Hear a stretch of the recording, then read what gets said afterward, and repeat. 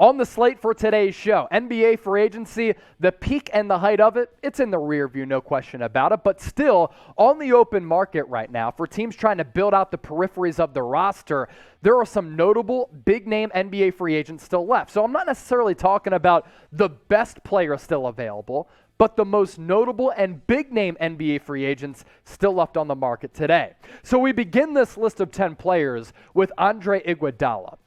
He has to come to a decision. Does he want to continue his NBA career, where basically last year he was a player coach for the reigning NBA champions, or does he want to go off into the sunset for what has been a borderline NBA Hall of Fame career? And in fact, I think he's going to be a Hall of Famer. Made it to an All-Star game, All-NBA defensive caliber player throughout his entire NBA career, 4 NBA championships, 2015 NBA Finals MVP. He is currently 5th in playoff minutes among all active players. Last year, basically that player coach. He could retire, and if he comes back, it's going to be with the Golden State Warriors, but either way, because of the name value and the impact that he has on the Warriors culture, it can't be understated. He certainly makes this list. Next up, coming in at number 9, it's Dwight Howard, who said today that he believes he is an NBA Hall of Famer. And I don't think that there is any question, any debate that Dwight, Superman, is in fact a Hall of Famer. I tweeted this out.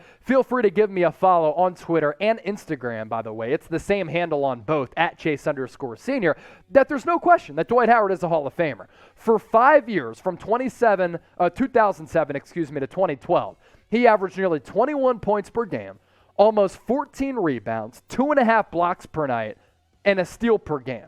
He had a 10-year stretch, a decade-long span, where he notched 18 points per game, 13 rebounds, 2 blocks, and a steal per game. He helped lift the team to the NBA Finals. Yes, they did lose, but he was the best player on an NBA Finals team. An 8-time All-Star, 3-time Defensive Player of the Year. And there's no debate for me that Dwight Howard is a Hall of Famer. For about a decade, he was one of the best at his position in the NBA, and he's one of the best bigs that we've ever seen, in my opinion, especially since the turn of this current century in 2000, and he's still relevant right now. Won an NBA championship back in 2020 with the Los Angeles Lakers, and I still think that he can help an NBA team right now. So what do you think? Is Dwight a Hall of Famer? Give me a Y for yes or an N for no. Embrace debate. Let us know. I don't think there's any question, but you tell me. Coming in next is Blake Griffin, who, unfortunately for him, his best basketball days are behind him. The peak of Blake Griffin's career, it was crazy. It was wild. It was sensational. It was box office. When he was playing with the Clippers at the Staples Center with CP3, DeAndre Jordan, J.J. Redick, that team was so much fun to watch. Yes, they didn't have sustained playoff success, but Blake Griffin was putting up crazy numbers. Unfortunately for him, it seems as though the injuries that he suffered early in his career and that playing styles caught up with him. Now, I was listening to a clip from Pardon My Take, and he made a joke to the guys. He's like, oh, you guys showed up to Game 4 of our first-round series against the Boston Celtics. I actually played that game. And they were like, yeah, you were diving on the floor. That's basically what his role is now. An enforcer and a backup player. Can he be a third stringer and occasionally get DNP'd? Yes, but his best basketball days are behind him for what is going to also be a future Hall of Fame career. How about his teammate, LaMarcus Aldridge? I think he has more value than Blake Griffin. That's why he's higher on this list. A big who can knock down a mid-range, knock down an elbow J, occasionally can shoot the 3 from straight away with some of those easy looks from downtown. And this past year, after that health scare to his heart, I thought he played solid complimentary minutes for the Brooklyn Nets. I mean, nearly 13 points per game, 5.5 boards, a block per night. Not the greatest defensive player, but he can at least somewhat protect the rim. 55% from the field. And keep in mind that a lot of his game lives in the mid-range as well. Coming in at number 6, it is Jeremy Lamb, who really hasn't lived up to those big expectations of being that first-round pick out of UConn, where he was great for those Kevin Ollie-led teams. And last year, 7 points per game for the Sacramento Kings. He only shot about 30% from beyond the arc. And if he were to be a better three-point shooter, he'd have much more of a market. But because he's so inconsistent there and has failed to develop his downtown stroke, that's why he doesn't have as much value on the free agency market. We're breaking down this list of the 10 most notable big-name free agent targets left. Who do you think is the best free agent left? Give me a name or names in the comment section if you can't decide between a couple of players. Here at Chat Sports, we continue to expand our footprint and expand our horizons and where we put content on, including here on Rumble. Make sure you give us a follow on our NBA channels, Warriors Today, NBA Now, as well as the Los Angeles Lakers Report. All of them doing very well. What's cool about Rumble? Uncensored content. Sometimes we only go live exclusively on Rumble, like we're doing right now. Rumble.com/NBA Now. Let's get ready to rumble. DeMarcus Cousins also still out there, and his career has been pretty crazy.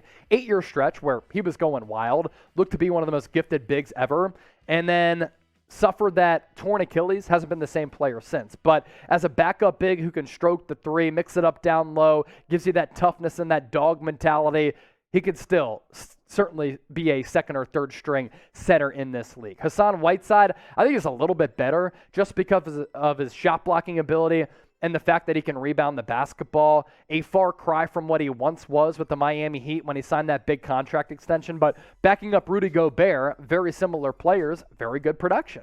8 points per game, 7.5 rebounds. You give him, let's say, 10 to 15 minutes per night. Some nights if you go small, depending on the opposition, you won't play him. If you need a beefier center down low, then you go with Whiteside, who can still really sky off the two-man game to throw down some alley-oop hammers and block some shots as well. If you had to pick a big between the two guys who we just discussed, DeMarcus Cousins, Hassan Whiteside, who are you choosing? DC for Boogie, HW for Hassan Whiteside. At the forward spot, Montrezl Harrell of the Charlotte Hornets formerly, will he go back because of the legal situation going down currently with Miles Bridges? I think the Hornets might be wise to do that because he can still give you some really solid tick in that six-man role. Energizer player, not good defensively, but around the rim, he lives there and succeeds and flourishes. 13 points last year, 6 rebounds. Like I said, not the greatest defensive player, but 64.5% from the floor, has that baby hook down. Montrezl Harrell can contribute on a playoff-level team. Dennis Schroeder. So he turns down that 4-year, $84 million contract extension with the Los Angeles Lakers, and last year he settles for that 1-year deal, 5.9. Didn't fumble his bag like Miles Bridges, but is actually probably going to play this year, unlike Miles Bridges, who might not. And I like Dennis Schroeder as a player. He has that shiftiness and that wiggle to his game. The problem with him, just not an efficient outside shooter. And that's really what it comes down to. Primary ball handler who can also play off ball. That's why he does have some value. What is the most valuable position in basketball? We've talked about an array of different positions on today's show. Center, forward, point guard, as well as wings. Let us know right now in the comment section and test out your basketball knowledge. As for what Schroeder did last year, like, his game is okay, but just my problem with him is the lack of efficiency on the offensive end. Like, if you lack in areas like defense and shot making, how are you going to make up for it? And Schroeder doesn't really. He's not a great culture fit. Some people have complained about that over time. And yes, he could play on ball, off ball, be a starter, be a backup. For a low price tag, I don't hate him. But man, he certainly fumbled the bag, and he's not going to get anything close to what the Lakers had offered him. Lastly, Collin Sexton. By far and away, the best player available on this free agent list and the most notable player on this list. Is Collin Sexton underrated? Let me know in the comment section right now. I think he's become underrated over time. This guy has extraordinarily high value in today's modern NBA, where you're looking to either have a lead guard or team up a couple of different guards and or wings on a respective roster. And Collin Sexton gives you the most sought-after skill that evaluators are looking for. What is that? Scoring. And in his second year, 20 points per game, 47% shooting splits with 38% from the field on 17 field goal attempts per night. Now, the assist numbers, they're not great, but you want him as your two guard. That's where he fits in well. 2 years ago, because last year he barely played because of that knee injury. And the medicals are checking out, which is another reason why I'm confounded why there's been no market. 24 points per game, 47.5%, so the numbers go up. 3-point numbers go down, but 37 well above league average on 18 field goal attempts. Why is Collin Sexton not more sought after on the free agency market? I don't understand it.